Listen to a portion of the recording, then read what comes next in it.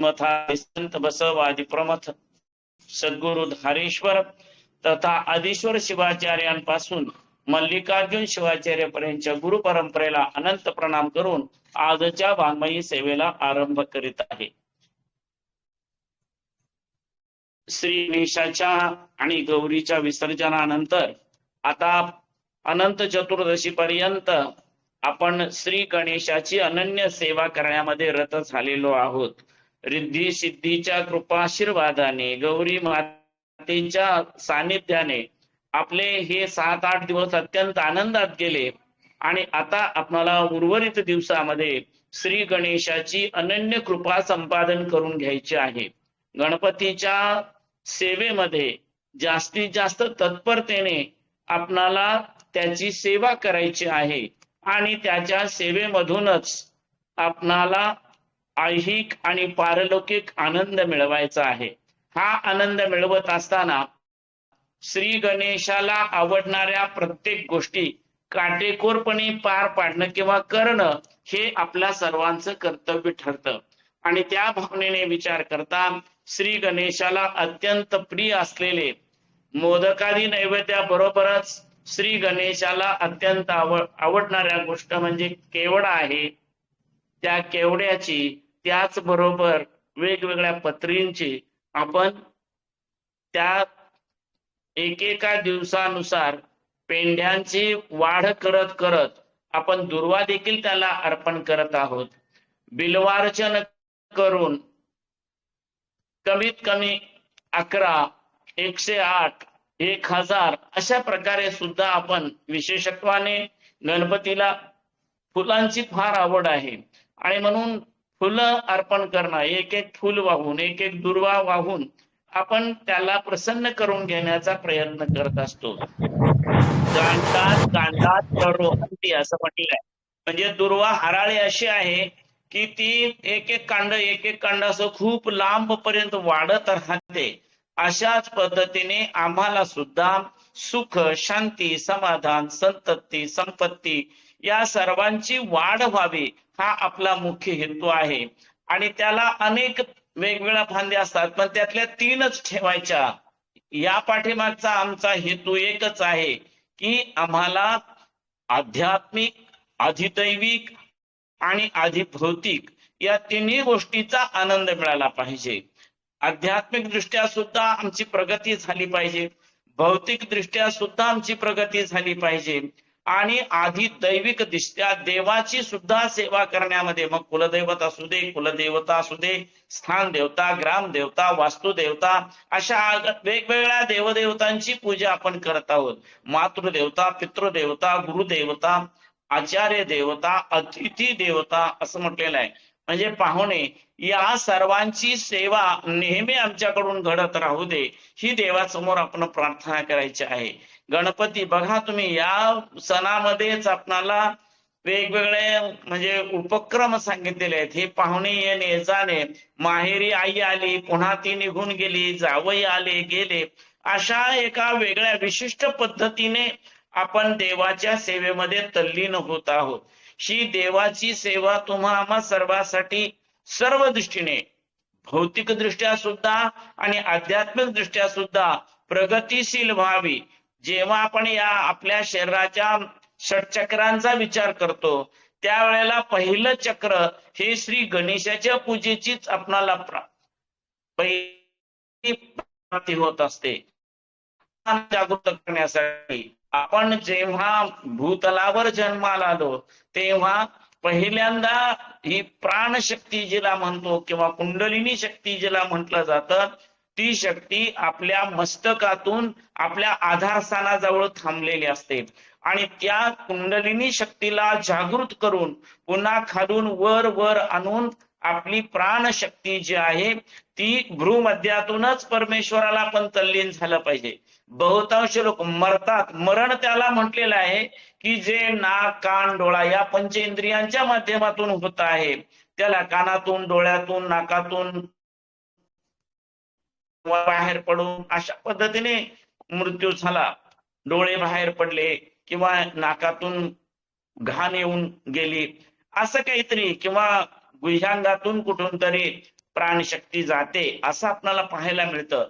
पण तसं न होता एक एक स्थान चढत चढत चढत चढत आपण भ्रूमध्यावर आलं पाहिजे, सहस्राराजवळ आलं पाहिजे आणि सहस्राराच्या माध्यमातून ही केली पाहिजे.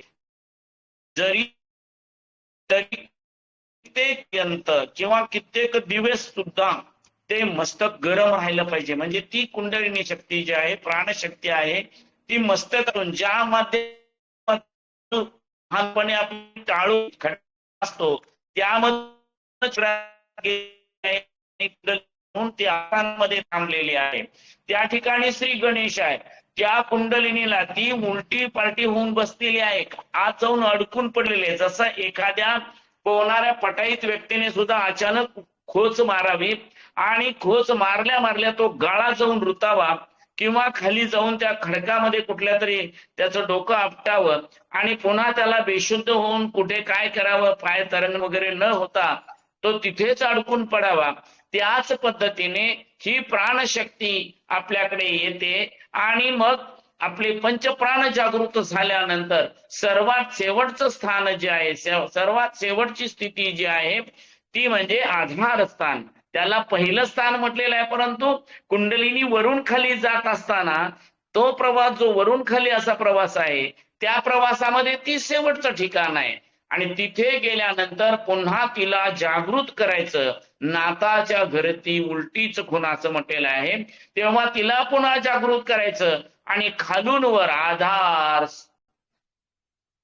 स्वादिष्ठान, मणिपूर, अनुहत, विशुद्धी, अग्नी आणि सहस्रार अशा पद्धतीने तो प्रवास वरती व्हायला पाहिजे. त्यातली पहिली देवता जी आहे, पहिल्या चक्राची देवता आहे ती श्री गणेश देवता आहे आणि म्हणून त्या गणेशाला प्रसन्न करून घेतल्याशिवाय आपली कुंडलिनी शक्ती जागृत होणार नाही. अनेक लोकांना बऱ्याच वेळा कोणतीही साधना करत असताना मनाची एकाग्रता होताना दिसत नाही, मंत्र जप करत असताना सुद्धा मन स्थिर राहत नाही, असे आणि अशा प्रकारचे अनेक विषय पाहायला मिळतात. कित्येकांना तर गुरु महाराज मंत्र सांगितला ऐकला तेवढा 1-2 दिवसच आणि पुन्हा लगेच तिसऱ्या दिवशी, कधी कधी तर अगोदर ऐकतात आणि अर्ध्या तासानंतर पुन्हा म्हणतात तुम्ही काय सांगितलं ते आमच्या लक्षात नाही आहे. इतक्या पद्धतीने ते कुंडलिनी शक्ती पूर्णतः म्हणजे मृत अवस्थेत जाऊन पोहोचलेली अशी परिस्थिती असते. तिला पुन्हा संजीवनी देण्यासाठी ज्या देवतेची आराधना करायची आहे ती देवता म्हणजे श्री गणेश आहे. त्यालाच ओंकार स्वरूप, सद्गुरु स्वरूप असं सुद्धा म्हटलेलं आहे.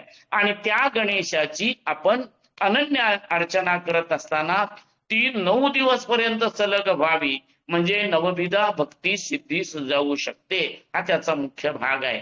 आम्ही जेव्हा आमच्या साधनेचा ओंकाराच्या रूपाने उच्चार करतो तेव्हा भ्रूमध्यावर जरी स्पंदन होत असली तरी त्या स्पंदनाची एक वेगळी ऊर्जा ही आधारस्थानापर्यंत जाऊन पोहोचली पाहिजे. आणि आधाराचा विचार करत असताना परमच्या 6व्या अध्यायामध्ये या षटचक्र भेदन प्रक्रियेमध्ये नकार हे अक्षर सांगितलेलं आहे आणि आपणाला सुद्धा ओम गणपतये नमः असा जो विचार सांगितलेला आहे त्यामध्ये ओंग ओंग किंवा न अनुस्वार जो आहे, अनुस्वार स्वरूप जे बिंदू रूप जे आहे ते आपल्यासाठी अत्यंत महत्वाचं आहे. श्री गणेश त्या छोट्याशा बिंदुल्यापासून आपल्याला वर वर नेणार अशा प्रकारचं आहे.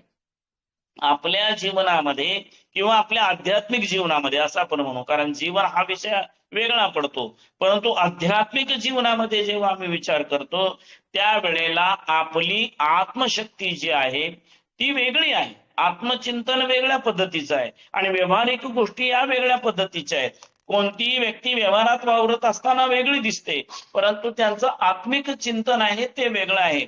अगदी संत ज्ञानदेवांचं उदाहरण घेतलं तरी सुद्धा आपल्या असं लक्षात येतं की संत ज्ञानेश्वर जेव्हा आध्यात्मिक दृष्ट्या विचार करतात तेव्हा ते विश्वचे माझे घर असं सुद्धा म्हणतात.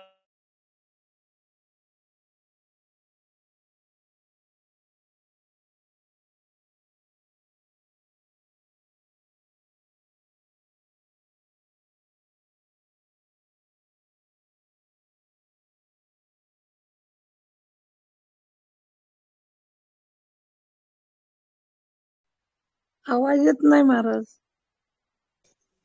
आवाज येत नाही.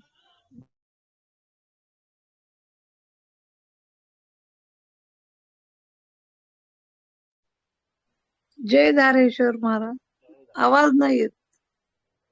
थांबा थोडं, रेंजचा प्रॉब्लेम आहे.